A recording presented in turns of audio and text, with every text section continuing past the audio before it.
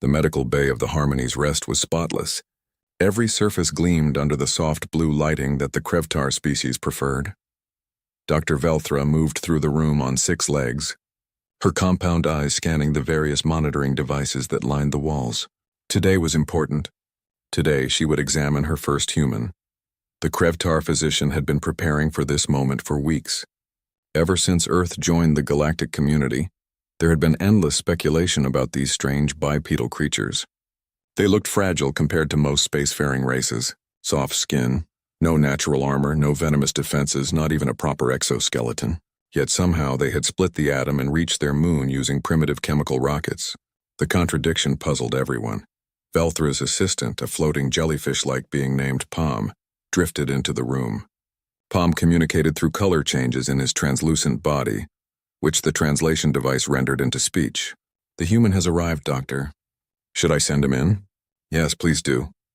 Velthra arranged her medical instruments on a tray. Everything had been triple-checked. The scanning equipment had been calibrated specifically for carbon-based life forms with internal skeletons. She wanted this examination to be perfect. The door slid open with a soft hiss. Lieutenant Jake Morrison walked in, and Velthra got her first in-person look at a human. He was tall by her standards, maybe 6 feet, with short brown hair and something called a smile on his face. She had studied human facial expressions extensively. The smile meant he was happy or trying to be friendly.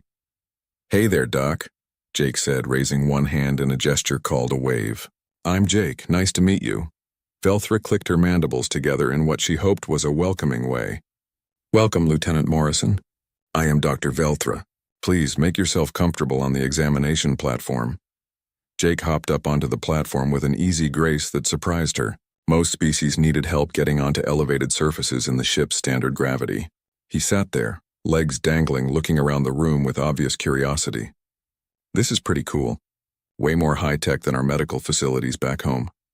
We have had several thousand years to refine our medical technology," Velthra said, moving closer with a handheld scanner. "Now I will need to perform several scans. They are completely painless. Please remain still." "Sure thing." Jake settled back, still relaxed. Velthra activated the scanner.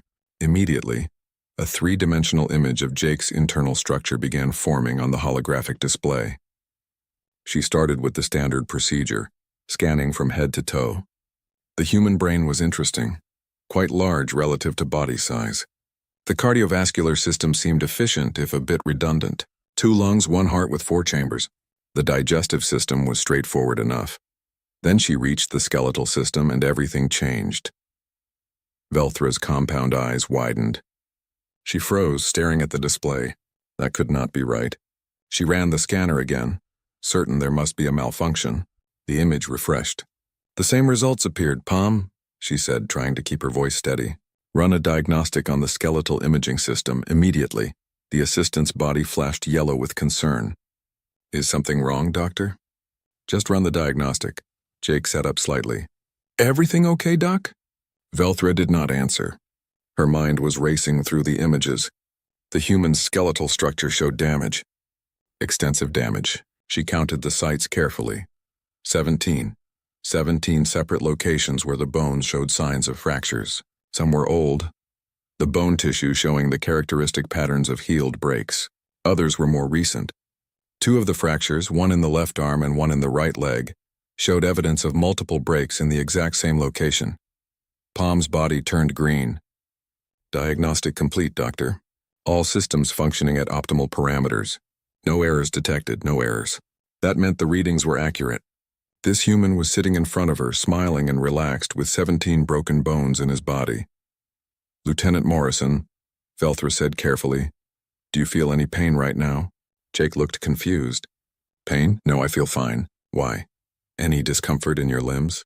Your chest? Your back?" "Nope, I'm good." Jake rolled his shoulders and stretched his arms. "Feeling pretty great, actually. Your gravity here is lighter than Earth's, so that's nice." Velthra's mind struggled to process this. The human was mobile. He was comfortable. He showed no signs of distress. Yet his skeleton was riddled with fracture sites. In any Krevtar, even one healed fracture would require months of regeneration therapy and would leave permanent weakness. In most species she had treated, Multiple fractures meant either a recent severe accident or a serious medical condition that prevented proper bone formation. POM. Activate emergency protocol. Contact Dr. Shenkra and Dr. Golmore. Tell them we have a critical patient. I need specialist here immediately. Jake's expression changed to concern. Wait, what? Critical patient. Are you talking about me? Please remain calm, Lieutenant. Try not to move. Moving could aggravate your injuries. Velthra was already pulling up treatment protocols on her datapad. Which should she prioritize? The ribs or the limbs? How was he even conscious with this much skeletal damage? Injuries? What injuries? Jake started to stand up. No! Do not move! Velthra rushed forward, trying to gently push him back down. Her 6 legs gave her stability, but the human was surprisingly solid. You could cause further damage. Doc, seriously, what are you talking about? Within minutes, the medical bay was filled with specialists. Dr. Shenkra, a reptilian physician from the Thresh Empire, entered first. Her scales were deep green and her eyes were sharp. Behind her came Dr. Golmore, a being made of what looked like living crystal. More physicians followed, representing half a dozen species. What is the emergency? Shenkra hissed, her forked tongue flicking out to taste the air. Velthra gestured to the holographic display, which now showed Jake's skeleton from multiple angles. The human has 17 fracture sites throughout his skeletal system. Multiple fractures in several locations. Some old, some more recent, yet he claims to feel no pain and was fully mobile when he arrived. The room fell silent. Every physician stared at the display, then at Jake, then back at the display. Golmore's body chimed, his crystalline structure vibrating to produce sound. That is impossible. No species can sustain that level of skeletal damage and remain functional. I assure you the scans are accurate. I ran them twice and performed a full diagnostic. Jake, now looking frustrated, held up his hands. Okay, everyone stop. Can somebody please explain what's going on? What are you seeing that's got you all freaked out? Velthra turned to him. Lieutenant Morrison, our scans show that you have 17 broken bones in your body. This is a medical emergency. We need to begin treatment immediately. Jake blinked. He looked at the display, then back at Velthra. Then incredibly he laughed. Oh, that? Yeah, I played hockey growing up.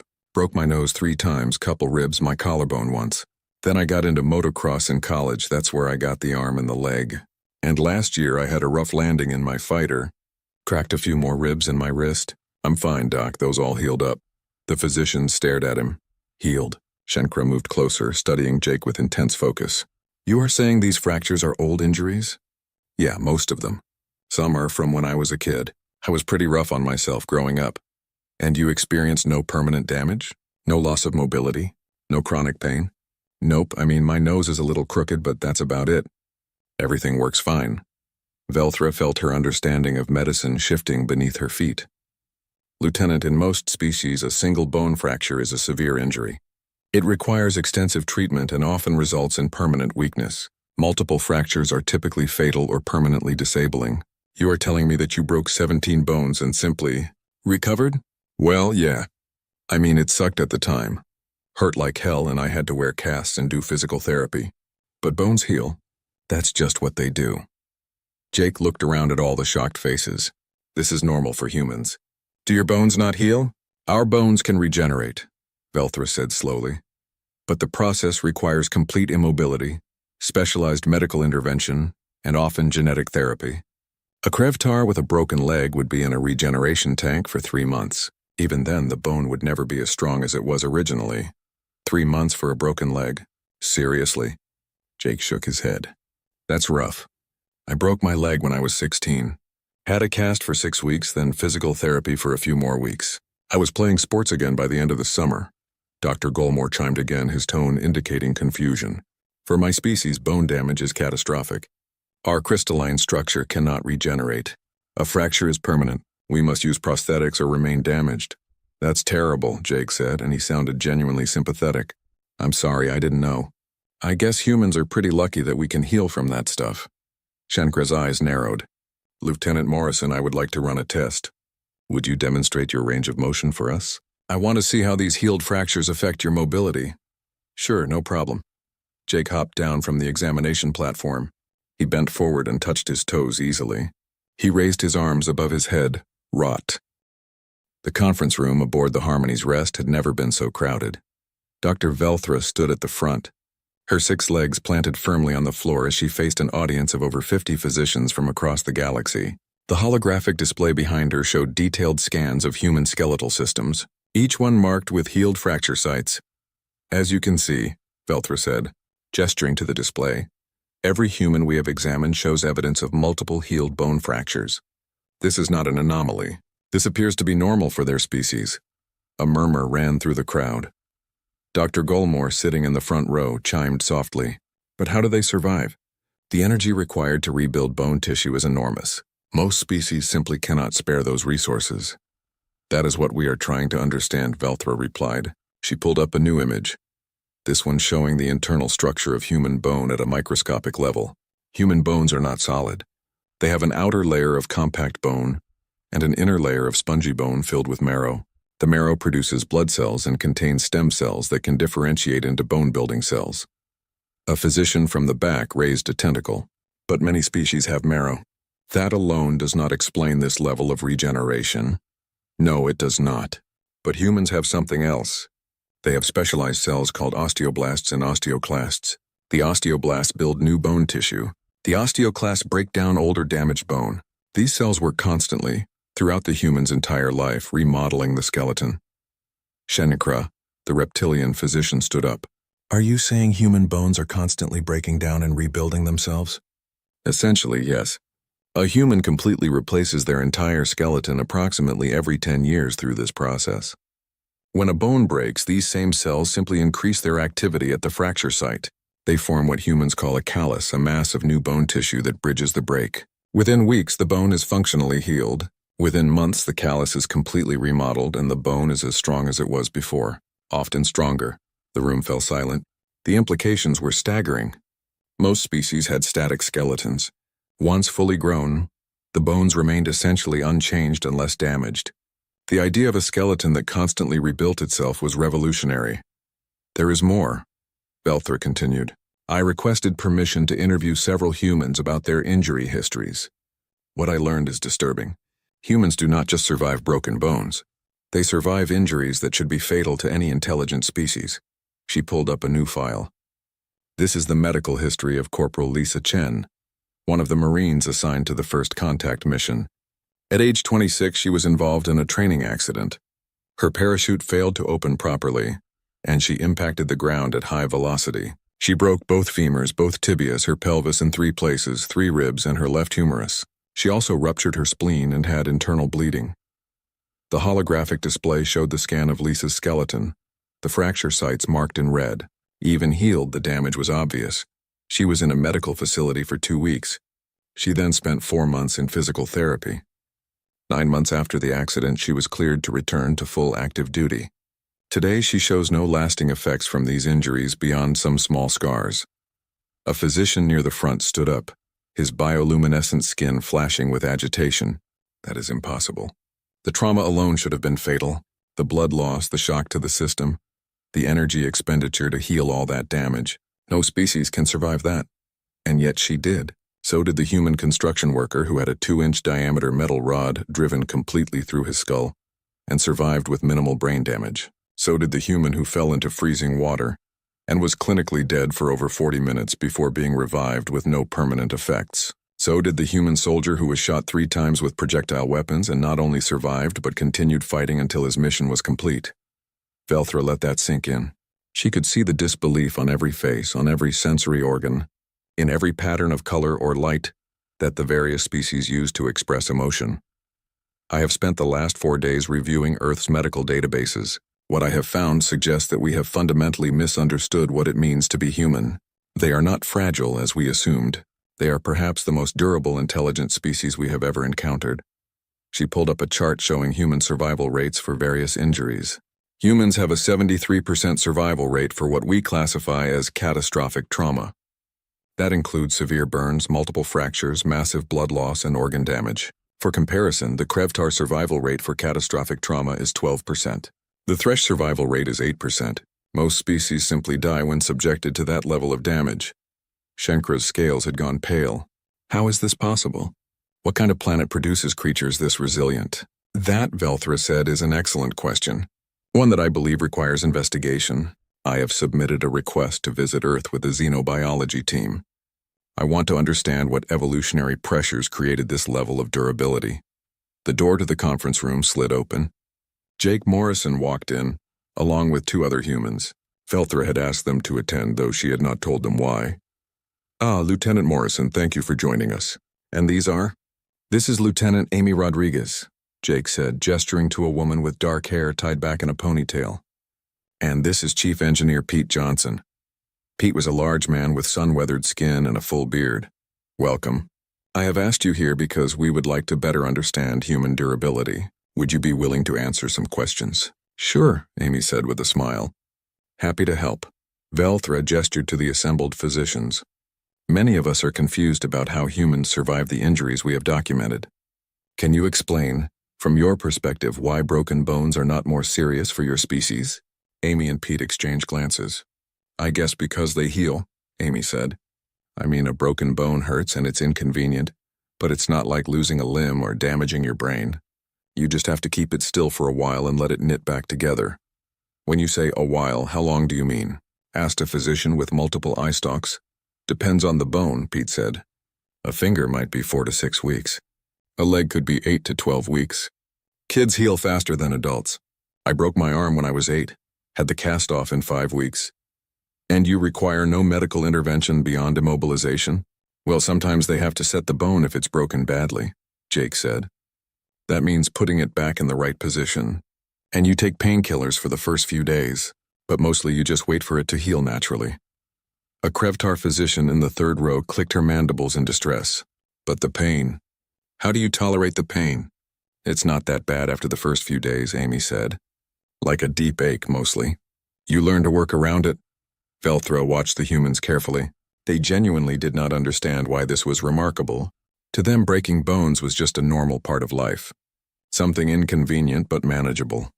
"Lieutenant Rodriguez," Velthra said, "your medical file indicates that you have broken 8 bones throughout your life.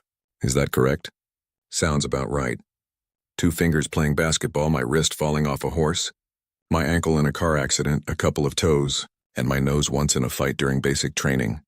"And you describe yourself as clumsy or accident-prone?" Amy laughed. "Not really. Maybe a little when I was younger. I played a lot of sports and I like outdoor activities. Stuff happens, you know." "Chief Johnson, your file shows 16 healed fractures.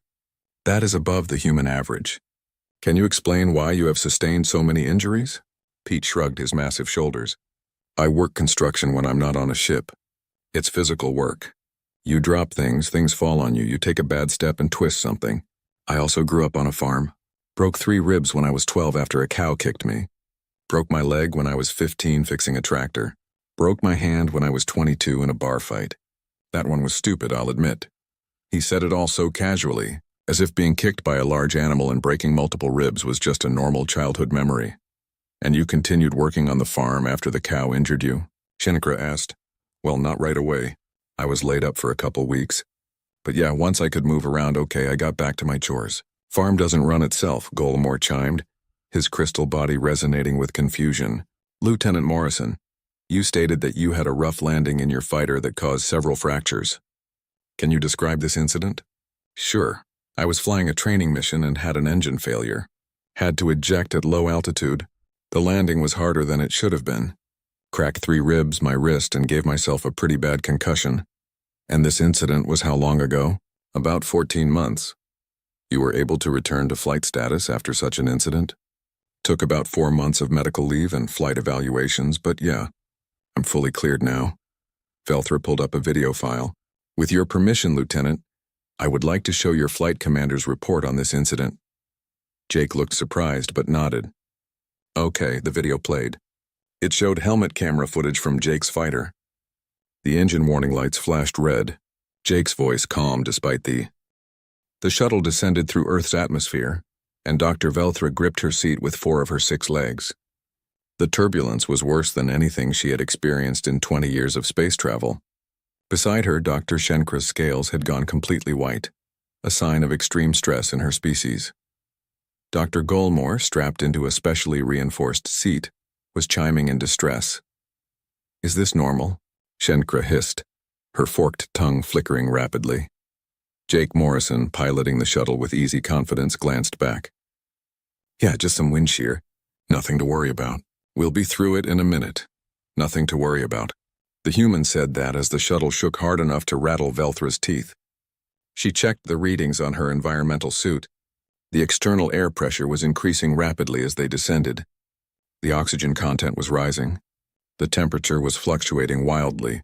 They broke through the turbulence into clear sky. Below them spread a landscape that made Velthra's compound eyes widen. Vast blue oceans covered most of the visible surface. White clouds swirled in massive spiral patterns. She could see the dark shapes of mountains, the green of forests, the brown of deserts. Welcome to Earth, Jake said. We're coming in for landing at Houston Spaceport. That's in the North American continent, Texas region. The shuttle descended further. Velthra watched the landscape grow closer. She had studied Earth from orbit, had reviewed all the data, but seeing it directly was different. The planet looked violent. Even from this height, she could see storm systems churning across the oceans. Lightning flashed inside massive cloud formations. Is that a hurricane? Golmore chimed, pointing with a crystalline appendage at a spiral storm system far to the east. Yeah, that's Hurricane Martin, Jake said. Category 3 last I heard. It'll hit the eastern coast in about 2 days. People are evacuating the coastal areas. A Category 3? Velthra asked. What does that mean? Wind speeds around 120 miles per hour. Storm surge of maybe 9 to 12 feet. It'll cause some damage, but it's not too bad. Category 5 is when you really need to worry. Not too bad. Velthra checked her suit's translation software, certain it must be malfunctioning.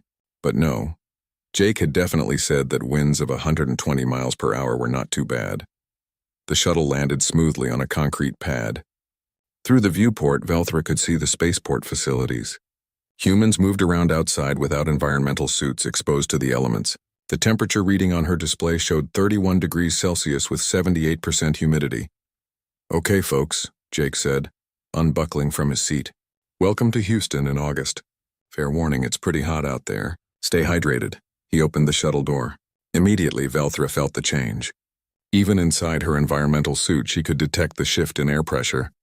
The suit systems worked harder to maintain her preferred environment. They descended the ramp.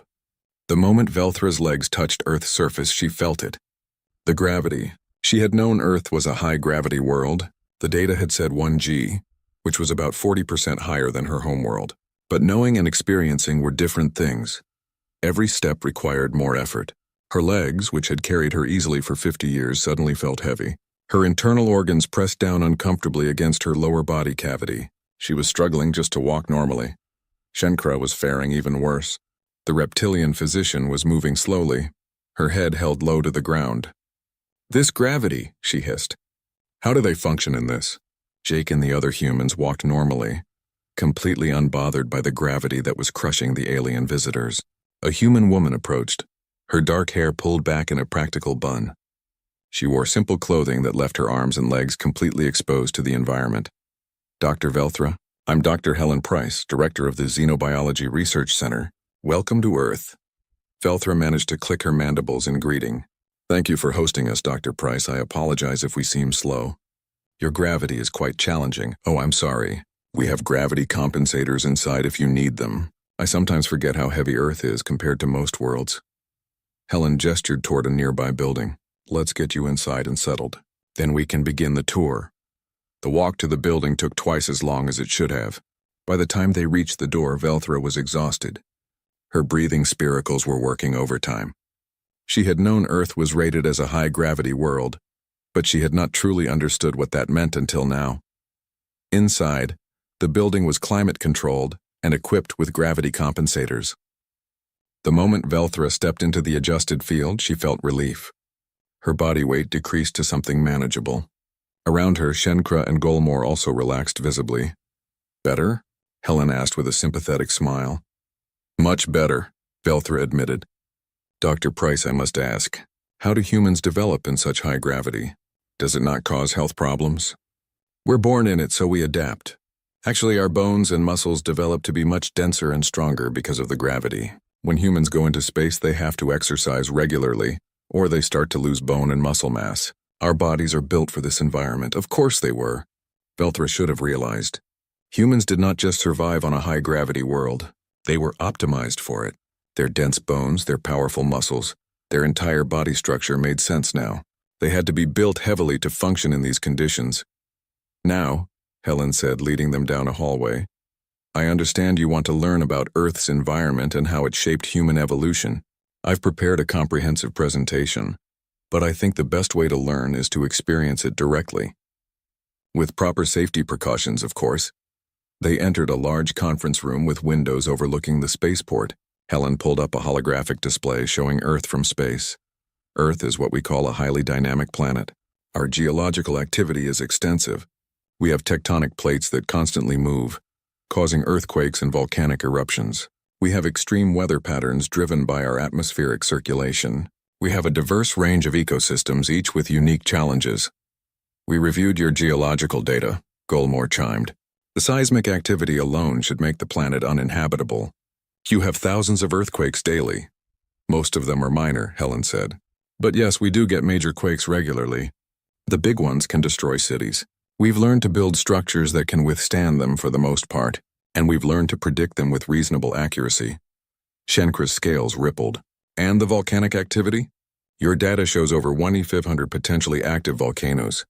About 50 to 70 erupt each year. Most of those eruptions are relatively small. But yes, occasionally we get a major eruption that can affect regional or even global climate. It's just part of living here. Just part of living here. Velthra was beginning to understand that humans had a very different definition of normal than most species. Helen continued her presentation. Beyond the geological activity, Earth has extreme temperature variations. The coldest recorded temperature is 89 degrees Celsius. The hottest is 56 degrees Celsius. Most human settlements exist in regions that experience seasonal temperature swings of 40 to 60 degrees. And humans live in these places without environmental suits? Velthra asked. We wear appropriate clothing, Helen said with a smile. But yes, we adapt. Humans have lived in Arctic regions and desert regions for thousands of years. Our bodies can acclimate to a wide range of temperatures through physiological changes. The presentation showed images of humans living in various environments. People in frozen tundras wearing heavy furs.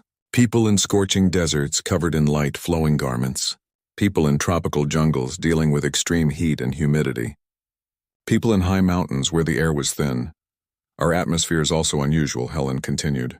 At sea level, we have about 21% oxygen content. That's quite high compared to most inhabited worlds. It makes our atmosphere highly reactive. It's why fire is such a danger on Earth. Fire. Golmore chimed. Rapid oxidation, combustion. It's a constant presence on Earth. Lightning strikes cause wildfires regularly. Humans have learned to use fire as a tool, but it's also incredibly destructive. A major wildfire can consume thousands of square miles of forest. The display showed footage of a massive wildfire, flames hundreds of feet high consuming trees like they were nothing. Velthra felt a chill run through her body. That kind of chemical reaction should not be possible on an inhabited world. Then there's our water cycle, Helen said. Earth is about 70% covered by oceans. The average depth is over 2 miles. The deepest point is nearly 7 miles deep. The pressure at those depths would crush most known materials. And there is life at those depths? Shenkra asked. Yes, some very interesting life, actually. Humans have only explored about 5% of our oceans. They're incredibly dangerous. Storms on the ocean can produce waves over 100 feet high. The currents can pull you down. And there are predatory animals that can kill humans. Predators? Velthra's translator struggled with the concept.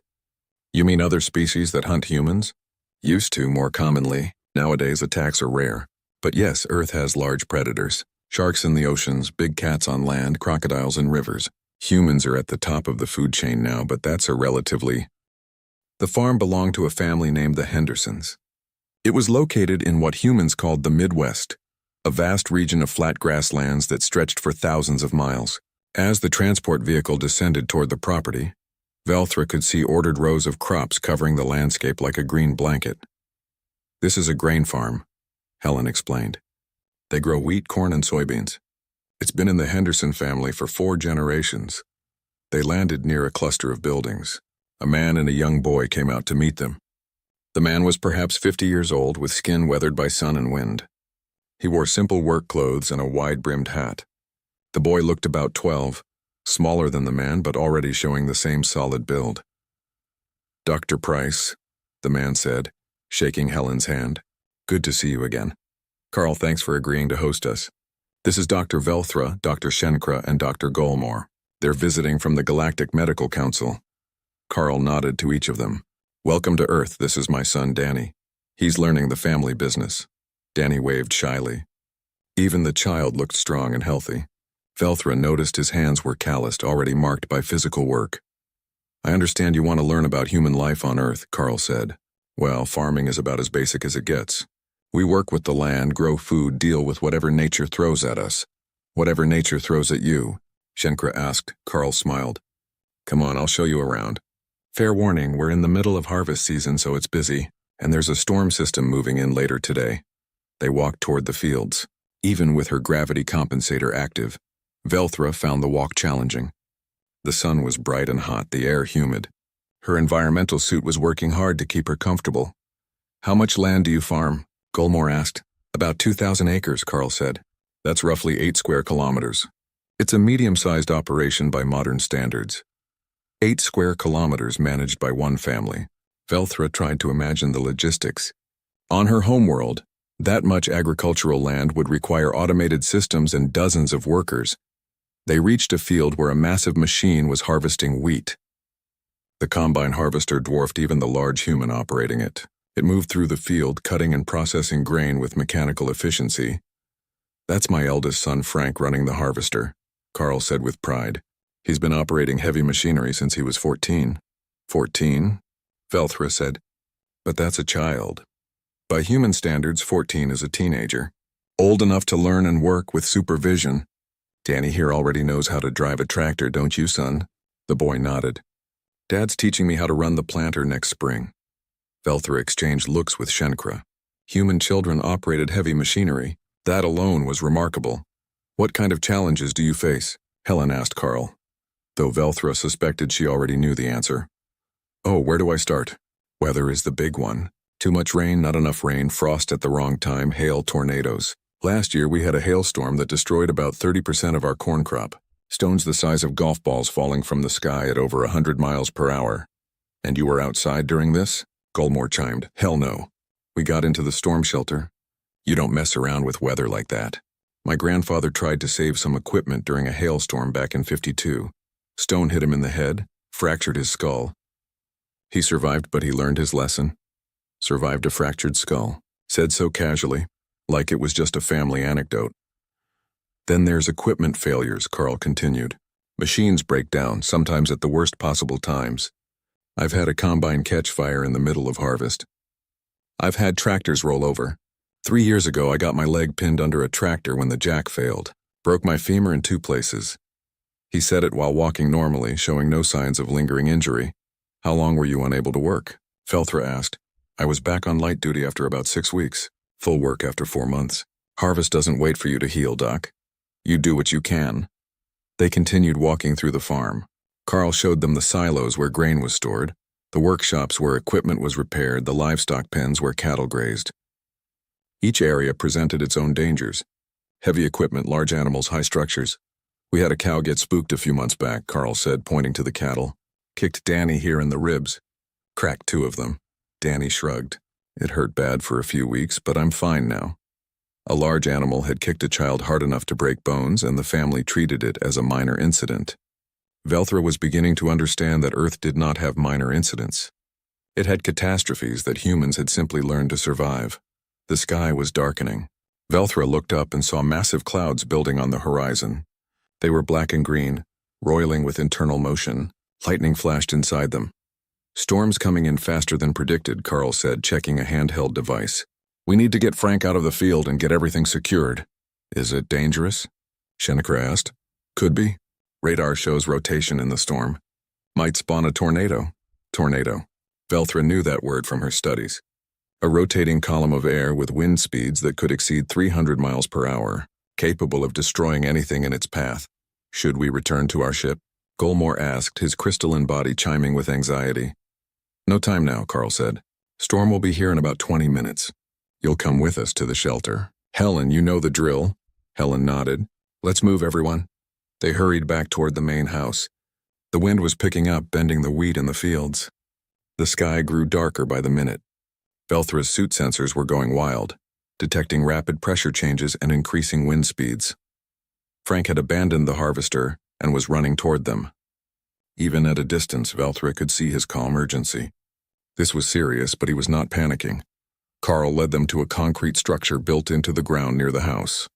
He pulled open a heavy door, revealing stairs leading down into a reinforced room. Inside, everyone. Quickly now. They descended into the storm shelter. It was a simple space, about 12 feet square, with concrete walls and ceiling. There were benches along the walls, shelves stocked with water and emergency supplies, and a battery-powered radio. Carl was the last one in. He sealed the door behind him and locked it. "All right, we're secure. Now we wait." "Wait for what?" Velthra asked. "To see if the storm passes over or hits us directly." Danny turned on the radio. A human voice, calm but urgent, was giving weather updates. Tornado warning for Harrison County and surrounding areas. A confirmed tornado has been spotted moving northeast at approximately 30 miles per hour. Take shelter immediately. This is a particularly dangerous situation. The humans in the shelter sat calmly. Frank checked his phone, probably looking at weather radar. Carl put his arm around Danny. Helen looked completely relaxed. Above them, Velthra heard the wind increasing. It sounded like a living thing screaming and howling. Something hit the shelter door with a bang that made her jump. Then another impact and another. "Hail," Carl said. "Sounds like big stuff." The noise grew worse. The wind was so loud now that it drowned out normal conversation. Velthra felt the shelter vibrate. Debris was being thrown against it with incredible force. "Is the structure safe?" Shenkra hissed, her scales completely white. "Built to withstand an EF5 tornado," Carl said. "We're fine down here." An EF5. The strongest category of tornado. Velthra's research had shown that such storms could level entire towns. Wind speeds over 200 miles per hour. The kind of weather that should not exist on a habitable planet. The roaring continued for what felt like hours but was probably only 10 minutes. Then gradually it began to fade. The wind decreased. The impact stopped. Eventually there was only the sound of rain. Carl waited another 5 minutes before opening the door. They climbed out into a changed landscape. The sky was still dark and raining, but the worst had passed. Trees were down. Debris was scattered everywhere. The harvester in the field was on its side, destroyed. "Well, damn," Frank said, looking at the overturned machine. "That's going to be expensive." "Could have been worse," Carl said. "House is still standing. Barn looks okay. We got lucky." Lucky. They had just survived a tornado, lost expensive equipment, and were calling it lucky. "Does this happen often?" Velthra asked. "Tornado season is spring and early summer mostly. We get maybe 1 or 2 close calls a year. Direct hit like this maybe once every 5 years or so." Carl was already pulling out his phone, probably to call his insurance company. "And you continue to live here?" Carl looked at her, genuinely puzzled by the question. "It's our land, our home. Yeah, the weather can be dangerous, but you learn to deal with it. Build strong structures, have good shelters, pay attention to forecasts. My family has been farming this land for over 100 years. We're not going anywhere." They spent the rest of the afternoon helping the Hendersons assess the damage and begin cleanup. Velthra watched as the humans worked together, clearing debris, checking buildings, making temporary repairs. They did not seem traumatized by what had just happened. It was just another challenge to overcome. As they prepared to leave, Carl shook hands with each of them. "Thanks for visiting. Hope you learned something about Earth." "We did," Velthra said. "More than I think you realize." 3 months after Velthra's visit to Earth, the Galactic Medical Assembly convened in a massive station orbiting a neutral world. Representatives from over 200 species gathered in the grand auditorium, their various forms filling the carefully designed space. The topic of discussion had drawn unprecedented attendance. Everyone wanted to hear the final report on humanity. Velthra stood at the podium, her 6 legs steady despite her nervousness. Beside her, holographic displays showed images and data from her research. The auditorium fell silent as she began to speak. "Honored colleagues, 3 months ago, I was asked to conduct a comprehensive medical evaluation of humanity, following Earth's admission to the galactic community. What I discovered has fundamentally changed my understanding of medicine, evolution, and the nature of survival itself." She activated the first display, It showed a human skeleton with dozens of healed fracture sites marked in red. This is not an unusual human. This is an average human. The species we welcomed into our community is unlike anything we have encountered before. They are survivors of what we must now classify as a Class 12 death world. Murmurs ran through the audience. Class 12 was a designation reserved for the most hostile environments capable of supporting life. Earth, Velthra continued, is a planet of extremes. Gravity 40% higher than galactic standard. Atmospheric oxygen at levels we consider dangerously reactive. Weather patterns that regularly produce storms capable of destroying cities. Seismic activity that causes thousands of earthquakes daily. Temperature ranges from -90 to positive 60 degrees Celsius in habitable zones. And perhaps most significantly, a complex ecosystem where humanity spent millions of years as both predator and prey. She showed footage from her visit. The tornado tearing across the Henderson farm, the massive waves of Earth's oceans, the erupting volcanoes, the footage of wildlife, showing creatures that looked like they belonged in a nightmare. Humans did not evolve in spite of these conditions. They evolved because of them. Every aspect of human biology reflects adaptation to extreme adversity. Their dense skeletal structure supports them in high gravity and allows for rapid healing after fractures. Their cardiovascular system is robust and redundant. Their immune response is aggressive and adaptable. Their pain tolerance borders on what we would consider psychological abnormality in other species. Dr. Shenkra approached the podium. She had requested to present some of the findings as well. If I may add to Dr. Velthra's presentation, during our research we analyzed Earth's historical medical data going back several hundred years. What we found was disturbing. Human survival rates for catastrophic trauma have always been high. Before they had advanced medical technology, they survived injuries through sheer biological resilience. She pulled up case studies.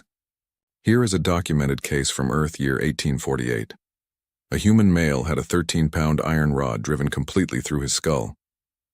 It destroyed much of his frontal lobe. He survived. He recovered. He lived for 12 more years with relatively normal cognitive function. This was long before humans had any real understanding of medicine or surgery. The audience stirred. Such an injury should have been instantly fatal.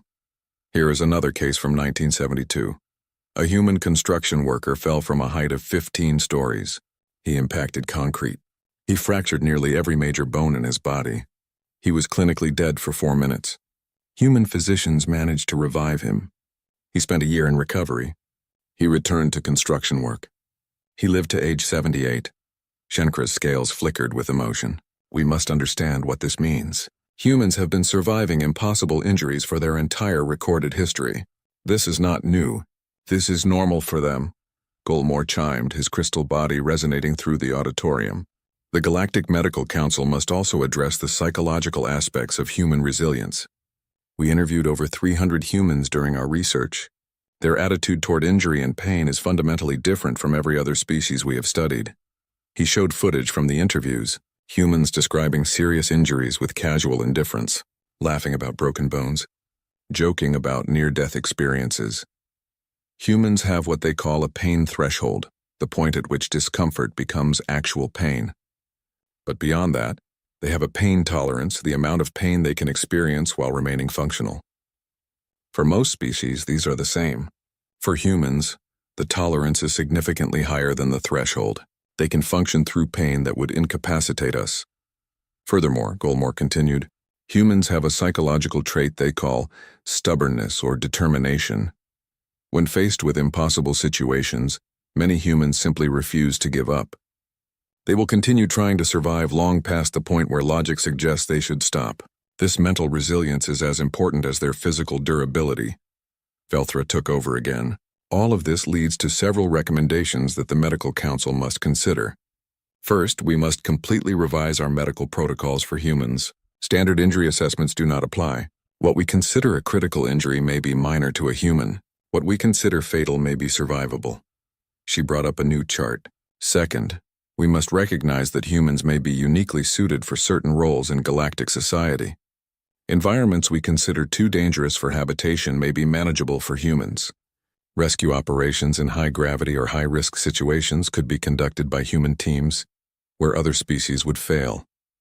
Third, And perhaps most importantly, we must update our understanding of what constitutes a habitable world.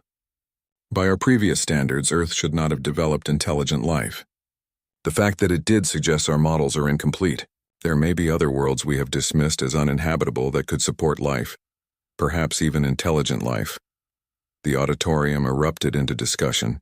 Physicians from dozens of species debated the implications. Some were excited by the possibilities. Others were concerned about what humanity's resilience might mean for the balance of power in the galaxy. A voice cut through the noise. Question for Dr. Velthra. The crowd quieted.